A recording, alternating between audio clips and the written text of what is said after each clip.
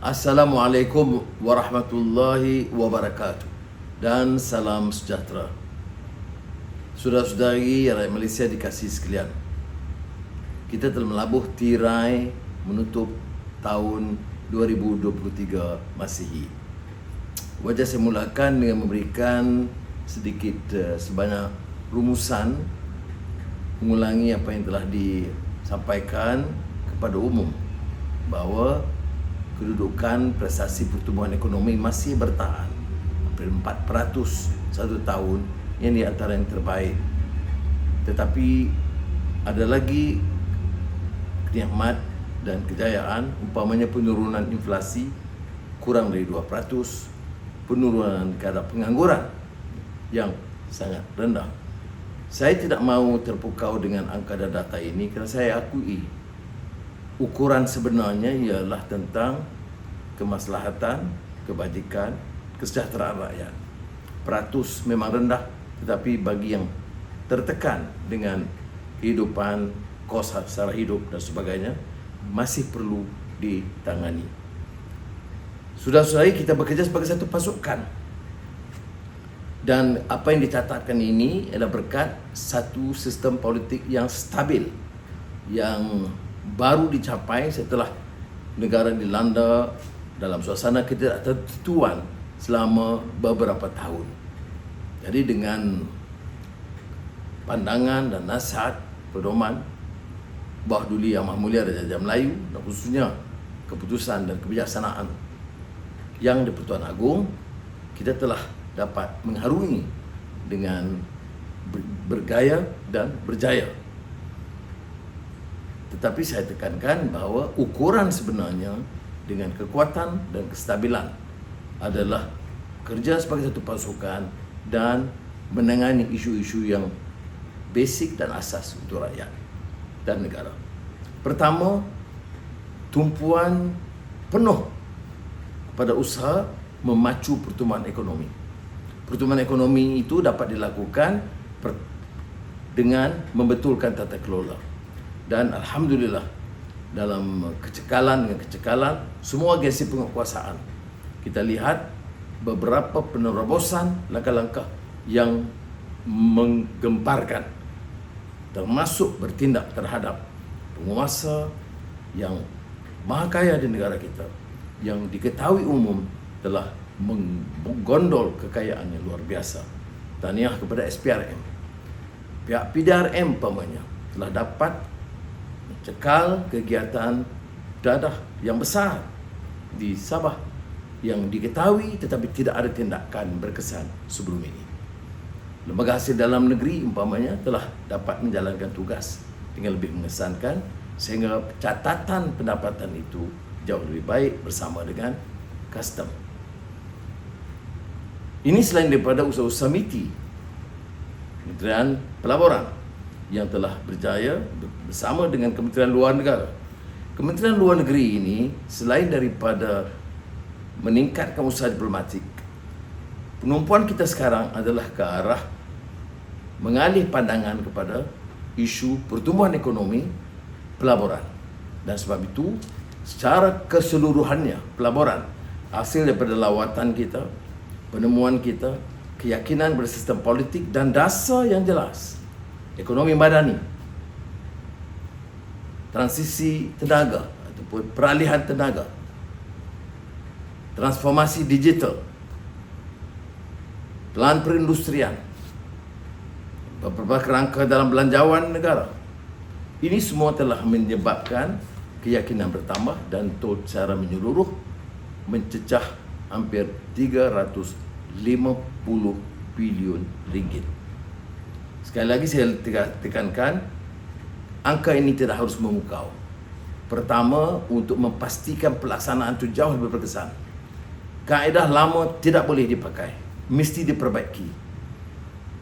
Kadar kecepatan, kepesatan, kelulusan oleh semua jabatan harus dikerah sebagai seolah-olah menghadapi isu keselamatan dan keadaan darurat.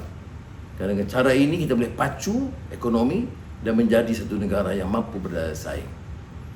Baru-baru ini kita mencatat umpamanya status kota raya, bandaraya Kuala Lumpur dengan minat pelancong dan pelawat yang jauh lebih baik ketimbang banyak negara-negara lain. Ini hanya satu permulaan. Sekali lagi, kalau kita rasa terpukau ikut kaedah lama, kita terbaik, kita akan menghadapi masalah. Oleh yang demikian, saya akan menggesa rakan-rakan dalam pasukan, jemaah menteri, pegawai dan pejabat awam, sektor swasta, penguatkuasa dan keselamatan, meningkatkan usaha mereka menjadikan negara Malaysia ini negara hebat dan gagah di rantau ini. Di antara cabaran kita yang lain adalah soal perpaduan dan keselamatan rakyat harus diberikan keutamaan. Maka tentunya dasar-dasar kita akan memastikan semangat perpaduan rakyat Malaysia dengan dasar perlembagaan yang jelas, soal kedudukan peruntukan perlembagaan, soal Islam, soal bahasa Melayu, soal kedaulatan Raja-Raja Melayu dan hak keistimewaan Melayu Bumi Putra, itu tidak diganggu. Tetapi semangat perpaduan untuk memeluk keseluruhan rakyat dari pelbagai kaum dan pelbagai agama, iaitu tugas hakiki yang tidak boleh disangkal ataupun diringankan. Kalau ini dapat kita capai, kita boleh beralih daripada permasalahan titik bengek tidak berkesudahan dan menyerahkan kepada tokoh-tokoh politik yang berhasrat untuk memperbaikan isu-isu ini untuk meraih sokongan. Terimalah kenyataan, Malaysia mesti lebih gagah dan hebat. Hebat dan gagah kerana keamanan, semangat perpaduan dan penumpuan tentang pertumbuhan ekonomi dengan beberapa tindakan yang harus tegas.